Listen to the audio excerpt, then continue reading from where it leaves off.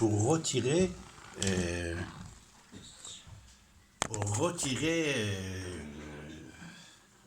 enfin, il n'a pas encore gagné 100%, mais il a participé avec cette chanson que je viens de vous diffuser, avec cette chanson qu'on vient de vous diffuser.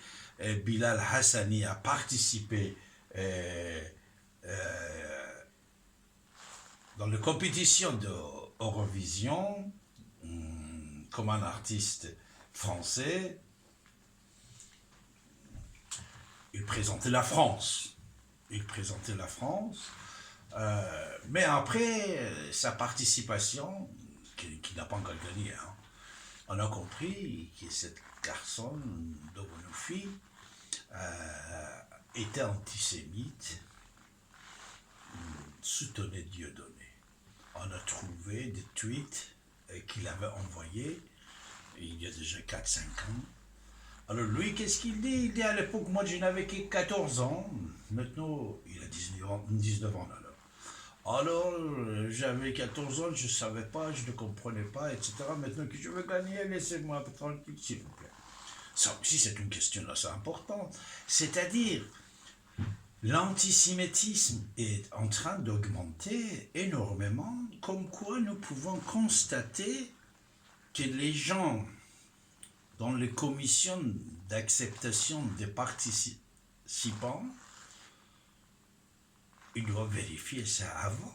Comme c'était vérifié après, on doit le vérifier avant. Surtout comme vous savez, de toute façon, ça, ce n'est pas quelque chose de secret. L'islam, dès le départ, l'islam avait des attitudes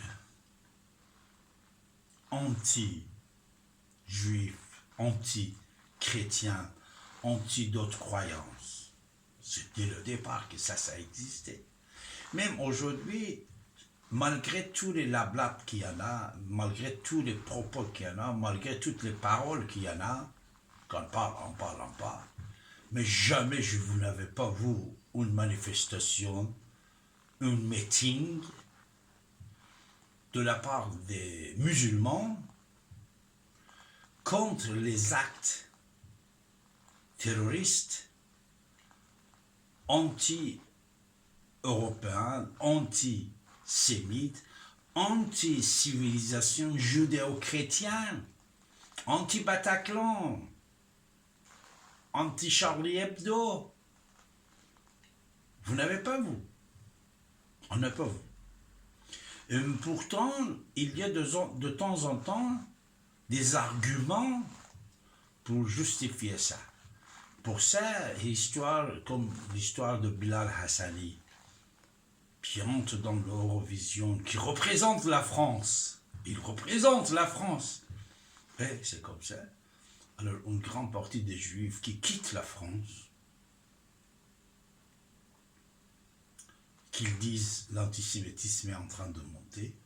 Et comme vous avez pu constater dans les propos de patron de Mediapart, qu'on vient de diffuser tout à l'heure aussi, et même à droite à gauche, vous entendez tous les jours, qu'est-ce qu'on nous dit?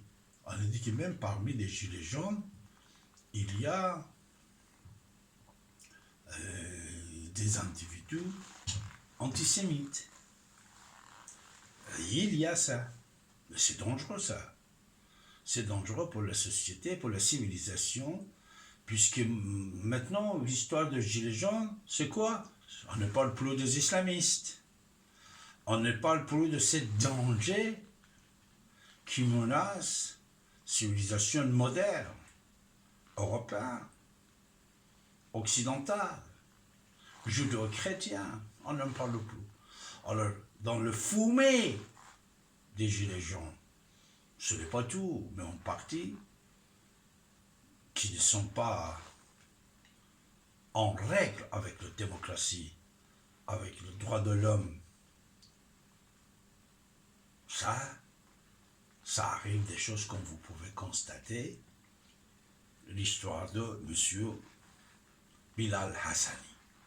Bilal Hassani représente la France, mais après on a découvert que qu'il est antisémite, proche, enfin pas proche, soutien de Dieudonné, etc., etc. Déjà, ça a été allumé, des choses comme ça. Ça veut dire quoi? Ça veut dire cet danger est réel. Surtout qu'actuellement, il y a plusieurs centaines de Daesh, des djihadistes, qui vont être repatriés vers la France, puisque ces gens-là qui étaient en Irak, en Syrie, les Kurdes ne veulent plus les garder. Ils doivent entrer en France. Ils vont aller en prison pendant un certain temps, donc ils vont sortir.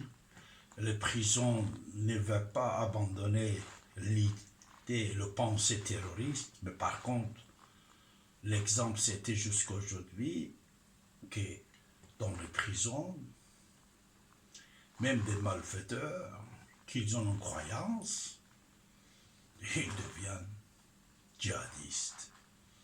Au lieu d'abandonner les crimes qu'ils y faisaient, et pour ça ils étaient allés en prison, alors qu'est-ce qu'ils font? Ils sortent avec les idées de Daesh. C'est ça qui est grave et dangereux pour cette civilisation moderne, mes chers amis, qui est actuellement avec énormément de bruit que vous entendez, on va nous faire oublier. On va nous faire oublier 12 semaines consécutives de manifestations et beaucoup de choses, beaucoup des idées cachées. On a oublié les problèmes des banques qui avaient des problèmes de procès.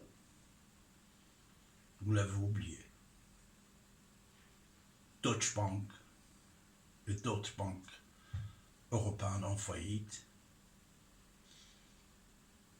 Ce qui va arriver demain, c'est grave. Alors vous avez la parole, mes chers amis, en composant le 08 92 23 95 20. On va vous écouter, mes chers amis.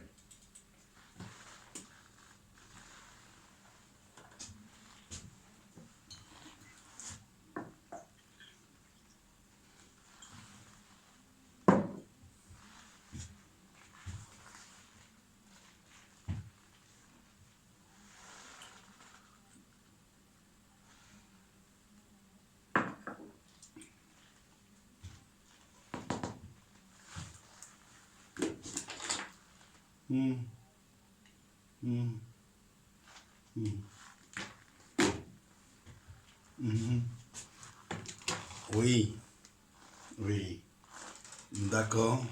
Comment vous appelez-vous? Ne quittez pas. Ne quittez pas.